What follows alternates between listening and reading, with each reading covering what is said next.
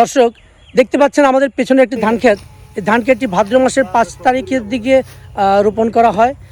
আজকে হচ্ছে অগ্রহায়ণের 5 তারিখ, প্রায় 3 মাস। এই 3 মাস পরে ধানের রং ধরেছে, এটা কাটার সময় হয়ে গেছে। আজকে ধান কাটা নিয়ে আমাদের এই ভিডিওটাকে করেছি।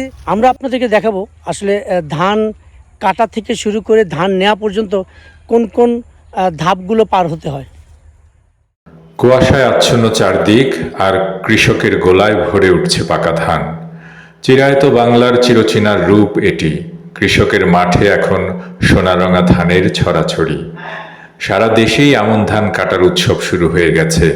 কৃষক রাশি রাশি ভাড়া ভাড়া সোনার ধান কেটে নিয়ে আসে ঘরে। ধান কাটতে কষ্ট, কিন্তু অনেক আনন্দের।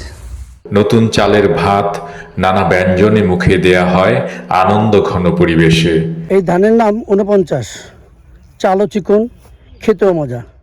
তৈরি হবে নতুন চালের পিঠা, ক্ষীর, পায়েস।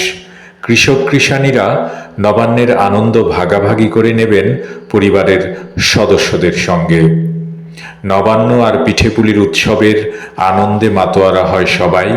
তাই অগ্রহায়ণ এলেই সর্বত্র ধ্বনিত হয়, আজ নতুন ধানে হবে রে নবান্ন সবার ঘরে ঘরে। ধান মারানো শেষ, এখন এগুলো সব বস্তায় ভরা হচ্ছে।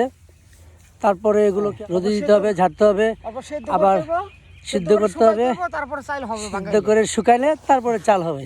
প্রকৃতির কবি জীবন আনন্দ দাশের কণ্ঠে পুনর্বার ফিরে আসার আকুতি ধ্বনিত হয়েছে।